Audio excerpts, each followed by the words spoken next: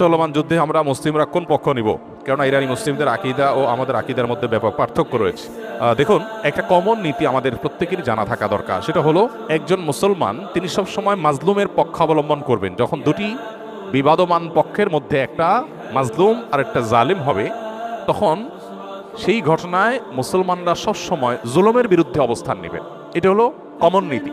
এমনকি জুলুমের শিকার মানুষটা যদি অমুসলিমও হয়, তারপরেও তার প্রতি মুসলমানের সিম্প্যাথি থাকবে। মুসলমান কখনো জুলুমের সাথে সঙ্গ দিবে না, যদি জালেম মুসলমানও হয়। অতএব আপনার সাথে কোনো মাজলুমের যদি আকীদাগত মতপার্থক্য থাকেও, সেই মতপার্থক্য আপন জায়গায় থাকবে, সেটাকে আপনি রাখবেন, এবং বিরোধিতার জায়গাটাও আপন জায়গায় থাকবে।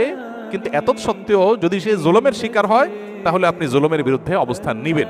অন্তত সার্বিকভাবে, সামগ্রিকভাবে আপনি সেটা বিরুদ্ধে অবস্থান নিতে না পারলেও মানসিকভাবে হলেও তার বিরুদ্ধে আপনাকে অবস্থান নিতে হবে। এটা হলো মৌলিক নীতিমালা। মুসলমান কখনো জালেমের পক্ষে যেতে পারে না, মাজলুমের পক্ষ মুসলমান সবসময় নিবে। এক্ষেত্রে সূরা রোমের যে ঘটনা, সেটা আমাদের জন্য একটা বিশেষ নির্দেশনা হতে পারে। সূরা রোমের শুরুতেই আল্লাহ তাআলা যে বলেছেন আলিফ লাম মিম গুলিবাতির রোম, এখানে আমরা দেখেছি যে রোমানদের সাথে তখন পারস্যের অগ্নি পূজকদের সাথে যে যুদ্ধ হয়েছে, সেই যুদ্ধে মক্কার মুশরিকরা পারস্যদের আর মক্কার মুসলমানেরা সাহাবা একরাম তারা রোমানদের সমর্থন করেছেন। কেন?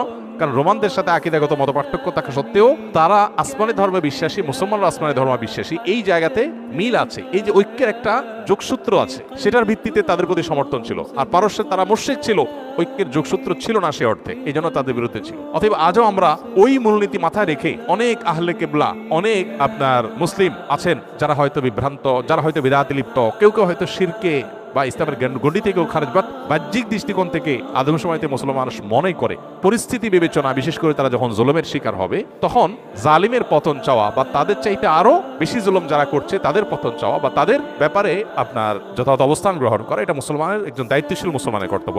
সেই স্ট্যান্ড বা সেই অবস্থানটা আমাদের এক্ষেত্রে হতে পারে। এছাড়া এটা তো ঠিক যে সিরিয়া যুদ্ধে ইরাকে বহু সুন্নিকে তারা হত্যা করেছে, নির্মমভাবে হাজার হাজার লক্ষ লক্ষ সুন্নিকে তারা হত্যা করেছে। মূলত পৃথিবীতে মানুষের পাপের কৃতকর্মের প্রায়শ্চিত্ত মানুষকে করতে হয়। বিশেষ করে জুলুম যদি করে কেউ, তাহলে জীবদ্দশাতেই তার প্রায়শ্চিত্ত করতে হয়, আখিরাতে তো আছেই। তো এই জন্য জুলুম থেকে আমরা সবসময় নিজেদেরকে বাঁচিয়ে রাখবো, কোনো যুক্তিতেই আমরা জুলুম করব না। এমনকি যুদ্ধক্ষেত্রেও নবী সাল্লাল্লাহু আলাইহি ওয়াসাল্লাম আমাদেরকে জুলুম করার পারমিশন দেন নাই, অমুসলিমের সাথে আল্লাহ তাআলা জুলুম করার পারমিশন আমাদেরকে দেন নাই। অতএব যেই জুলুম আল্লাহ নিজের জন্য হারাম করেছেন, হাদিসে কুদসিতে আল্লাহ বলেছেন, ইন্নী হারামতু যুলমা আলা নাফসি, হে আমার বান্দারা, তোমরা জেনে রাখো আমি নিজের প্রতি নিজে জুলুমকে হারাম করে রেখেছি। ফালা তাযালামু, অতএব তোমরা একে অন্যের প্রতি জুলুম করি না। এটা আল্লাহর কথা, হাদিসে কুদসি তিনি বলেছেন। সো জুলুম থেকে আমরা হাজার মাইল দূরে থাকবো, আমার দ্বারা যেন কারোর প্রতি অবিচার না হয়।